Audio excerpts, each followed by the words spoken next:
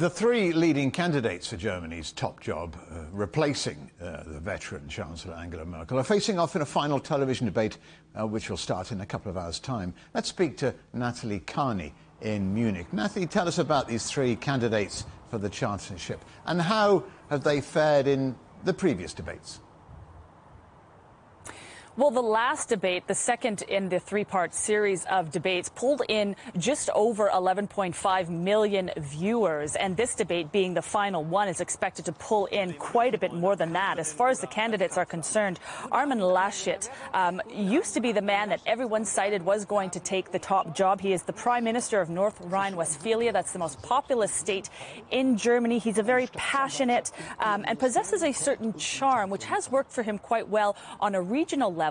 But throughout these debates, he has been accused of becoming a lot more quick-tempered and impatient as he feels this chancellorship is slipping from his grasp. He has been caught in a number of gaffes during his campaigning, including being caught laughing when the president of Germany was speaking with flood victims in his own state earlier this summer. As far as Afghanistan is concerned, he says it was an absolute disaster, a disaster in the West and a disaster for the federal armed forces, who were simply just not adequately equipped. On the issue of immigration, Laschet defends his country's current immigration law, saying that there is no upper limit on the number of asylum seekers. We will welcome anyone who can make a contribution to Germany, and of course clarifying that this does not mean open or illegal immigration. As far as taxes are concerned, something that Germans would certainly like to hear, he has promised not to hike taxes, and even has subtly said there could even be tax cuts in the future. Now, moving over to a little left of center with Olaf Scholz, he's the head of the SPD and is the current finance minister of Germany, and he's said to be the most statesmanlike and calm of the trio and throughout these election campaigns. But he has also lost a lot of composure himself during these debates. Critics and opinion polls, however, do show him as being the most steady of hand, let's say, for Germans in replacing Merkel.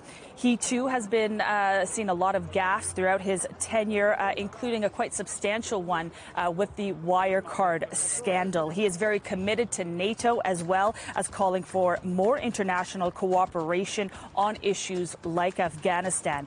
On the issue of taxes, this could come a little bit hard on German ears. He has defended a plan to raise the top tax rate by upwards of 3 percentage points and says cutting tax is the wrong message to send with a 400 billion euro corona debt. Now, the last of the three contenders is 40-year-old Annalena Baerbock. She's the head of the Green Party and really is the party's first chance at chancellorship.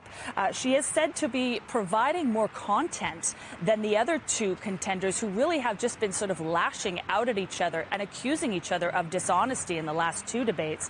She's really presenting ideas on how to implement her party's plans. However, she too has faced a number of setbacks, including quite a number of misogynistic comments, which have tainted her character, sadly. And unfortunately, she did fail to report over 25,000 euros of income over the last 2 years, which has led to issues of corruption. So we'll see how these contenders play out this evening. Again, the last in a three-part debate for these chancellor candidates here in Germany, though.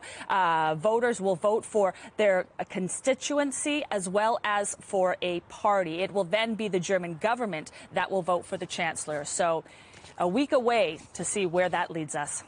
Natalie Carney reporting in Munich. Thanks, Natalie. We'll have more special coverage of Germany's forthcoming elections throughout this week, including plans to phase out coal power, which looks set to be one of the major challenges for Germany's next chancellor. So you can stay with us for that, for the full report on Monday.